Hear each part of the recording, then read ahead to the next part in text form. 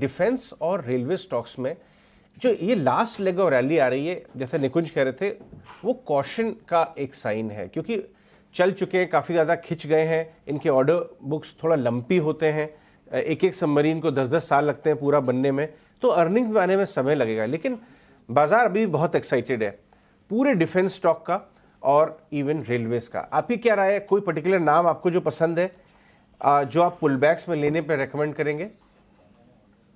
क्या good morning Ajay.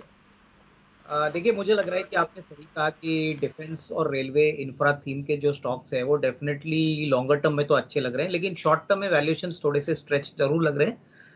अगर defence stocks की बात करें तो देखिए, पिछले हफ्ते भारत इलेक्ट्रॉनिक्स को करीबन 3,200 करोड़ का नया ऑर्डर मिला है। तो मुझे लग रहा है कि अगर हम सारे डिफेंस स्टॉक्स को देखें और भारत इलेक्ट्रॉनिक्स को देखें तो रिलेटिवली बीएल एक अंडर परफॉर्मर है। अभी भी वैल्यूएशंस रीजनेबल है। तो मुझे लग रहा है कि देखिए, अगर किसी को लंबी अवधि के लिए खरीदना ही है तो BL can be a good bet. यहाँ पे मुझे लग रहा है कि कंपेयर टू माझगांव डॉक या गार्डन रीच या टिपिकली कोचिन शिपयार्ड, यहाँ पे जो स्टॉक्स तेजी से भागे हैं, यहाँ पे डेफिनेटली रिस्क रिवॉर्ड काफी अच्छा हो सकता है। और रही रेलवे थीम पे तो देखिए, जो वैगन की कंपनियां हैं जैसे कि टीटागढ़ वैगन है, जुपिटर वैगन है, वहां पे मुझे लग रहा है कि कोई गिरावट अगर आती है तो ही खरीदने का मौका समझना चाहिए, क्योंकि स्टॉक्स बहुत तेजी से भागे हैं। हालांकि रेवेन्यू विजिबिलिटी अगले 1.5-2 साल के लिए बहुत स्ट्रांग है, बट वैल्यूएशन सस्ते नहीं है। तो आई वुड से दैट यहाँ पे एक अच्छा स्पेस है। इन्वेस्टर्स को डेफिनेटली अपने पोर्टफोलियो में ये स्टॉक्स इंक्लूड करना चाहिए, बट बाय ऑन डिक्लाइन की स्ट्रेटेजी अडॉप्ट करें, क्योंकि जैसे आपने कहा कि ये स्टॉक्स में बहुत ज्यादा मल्टीपल तेजी हो चुकी है। तो यहाँ पे करंट प्राइस नहीं बट लोअर प्राइस पे बाय ऑन डिप्स की स्ट्रेटेजी यूज करें तो अच्छा खासा रिस्क रिवॉर्ड उनको मिलेगा। ओके, ये तो हो गई खबर आपके रेलवे स्टॉक्स और डिफेंस स्टॉक्स में जो चाल आ रही है उसमें स्टॉप लॉसेस का ज़रूर इस्तेमाल करें, मामला थोड़ा गंभीर हो सकता है। एक और स्टॉक जो शुक्रवार को पूरे फ्लैट मार्केट, कमज़ोर टाइप के मार्केट के अलावा भी बहुत बड़ा ब्रेकआउट दिखा रहा था, हमने आपको 8 से 9 मई पूरा एनालिसिस करके दिया था, और इसके पीछे का ट्रिगर वो था India bull housing. Avinash, India bull housing ने फ्राइडे को ये कमेंट्री दी 1500 वाला 150, और अब जाके इन्होंने कमेंट्री दी है कि साहब अब हम ग्रोथ फेज में वापस आ रहे हैं, हम लेंडिंग स्टार्ट करेंगे और मिड टीन आरओईज हमारा लक्ष्य है। इसके ऊपर इसके बोर्ड पे एलआईसी के रिप्रेजेंटेटिव आ चुके हैं जो सबसे बड़े शेयर होल्डर हैं, और भी ब्लैकस्टोन, फॉर्मर ब्लैकस्टोन मैथ्यू सिरियाक ने भी बड़ा मान लिया। आपने वो कमेंट्री पे नजर डाली क्या? नहीं, बिल्कुल। देखिए, अच्छी मुझे लग रहा है कि ये जो कमेंट्री आई है, प्लस मेरे ख्याल से जिस प्रकार का अभी इन्वेस्टमेंट एलआईसी का काफी बड़ा है इस कंपनी में, ये बात का क्लियर सिग्नल है कि कहीं ना कहीं बॉटमिंग आउट हो चुका है। लेकिन from a medium term perspective मैं थोड़ा सा एक आध क्वार्टर और वेट करूंगा, क्योंकि शेयर ऊपरी लेवल से काफी टूट चुका है। मार्केट में इस शेयर को बहुत पहले से काफी बड़ी मात्रा में इग्नोर किया था। मुझे लग रहा है कि शायद एक दो क्वार्टर्स स्टॉक थोड़ा सा कंसोलिडेट होगा, उसके बाद एक बार डेटा पॉइंट्स आएंगे, नंबर आएंगे, कमेंट्री आएगी, तो उसके बाद मार्केट्स को शायद थोड़ा सा और इसमें कॉन्फिडेंस आने की उम्मीद रहेगी। तो मेरे ख्याल से कोई जल्दबाजी ना करे, क्योंकि ये सारे स्टॉक्स जो इंडिया बुल्स के हैं बहुत ही वोलेटाइल है, और काफी रिटेल इन्वेस्टर्स ऊपरी लेवल पे अभी भी फंसे हुए हैं। तो आई वुड सजेस्ट जिनके पास है वो होल्ड करें, बट फ्रेश खरीदारी मेरे ख्याल से one should wait for at least another 1 or 2 quarters. थोड़ा सा परफॉर्मेंस बैक्ड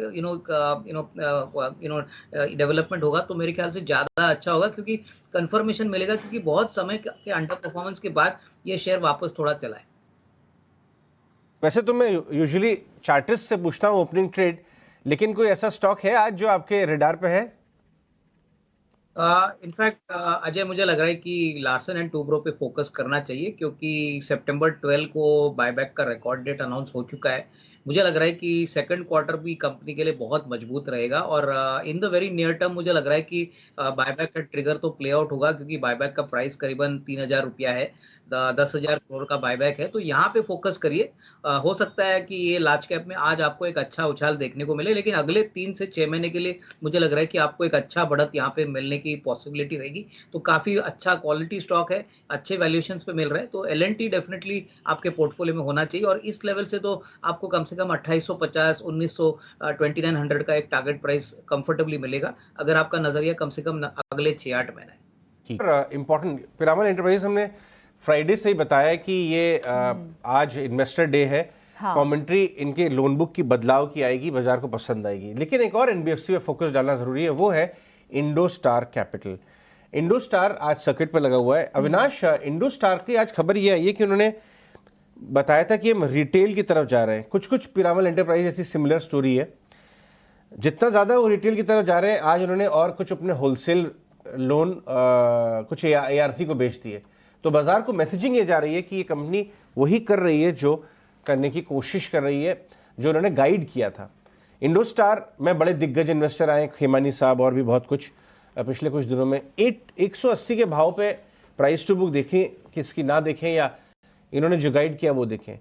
ये थोड़ा पोजिशनल स्टॉक है, डिलीवरी वाला। आपकी क्या राय है?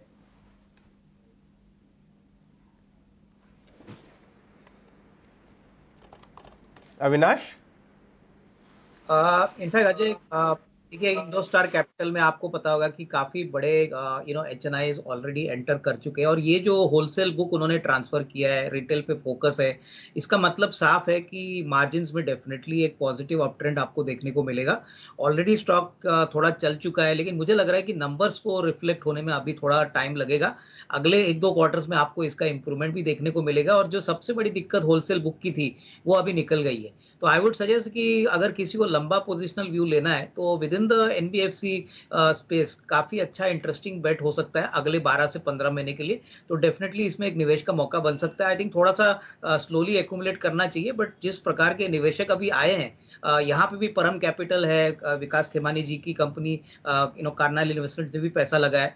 Most importantly fundamentals are going to change significantly from the second half of FY24 onwards. तो ये डेफिनेटली एक इंटरेस्टिंग बेट है। जिनको कम से कम 12-15 महीने का व्यू लेना है, वहां पे जरूर एक खरीदे कर सकते हैं।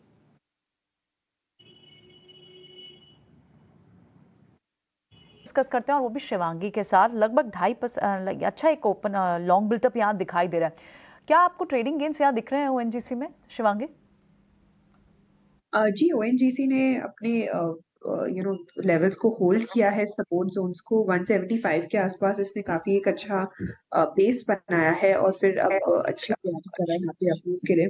तो यहाँ पे मेरी राय रहेगी कि हम खरीदारी कर सकते हैं, और मोमेंटम जो है वो थोड़ा स्लो रहेगा। 180 और फिर 182 तक के लेवल्स के लिए हम एक्सपेक्ट कर सकते हैं, 172 के एक सपोर्ट को ध्यान रखते हुए। ठीक है, चलिए कुछ आगे बढ़ते हैं और हम बात करते हैं मेटल स्टॉक्स की। मैंने आपको बताया था, जब से यूएस का Q2 जीडीपी आया है, मेटल स्टॉक्स में बाय ऑन डिप आ रहा है। और आपको फ्राइडे नाइट पावेल साहब खुद कह के गए हैं कि यूएस इकोनॉमी बहुत मजबूत दिख रही है, लेकिन चाइना का थोड़ा सा एक तरह से हेडविंड कह सकते हैं। मगर आज मेटल काउंटर में कड़क मूव दिख रहा है। हमारे पैनलिस्ट भी आपको बता रहे हैं, लेकिन मैं बात करना चाहूँगा वेदांता की। सोनी, ज़रा वेदांता के स्टॉक को चेक करके बताएं। काफ़ी पिटाई हुई इसकी, अनफेवर्ड स्टॉक है पूरे मेटल पैक में, लेकिन क्या ये रिस्क रिवॉर्ड के हिसाब से क्या अभी ठीक लग रहा है? क्या इसमें काम करना चाहिए? देखो तो रिस्क आपका रहेगा 230। आज अगर वो 236 238 के अराउंड क्रॉस सस्टेन कर रहा है, 230 का आप एक स्टॉप लॉस लगा सकते हैं। यही इसका एम लेवल रहेगा, साइकोलॉजिकल भी यही सपोर्ट लेवल है उसका, और ये इसी लेवल को सस्टेन होल्ड करते हुए बाउंस बैक करने की बहुत कोशिश कर रहा है। बट ऊपर की तरफ उसका इंस्टेंट इंट्राडे रेजिस्टेंस है 240 पे। तो जब तक वो 240 के ऊपर क्रॉस करके सस्टेन नहीं करता है, शायद 230 का ये सपोर्ट मेक और ब्रेक लेवल जैसा ही बन सकता है। तो ये आई थिंक आप वेट कीजिए इसको। 240 के ऊपर अगर क्रॉस करता है, क्लोज भी देता है, तभी आप उसको बाय कर सकते हैं। मेरे ख्याल से वो बाउंस कर सकता है आराम से 258 लेवल्स तक। सो ये इट इज इंपॉर्टेंट कि आज वो 240 के ऊपर क्रॉस करके क्लोज भी दे पाता है कि नहीं।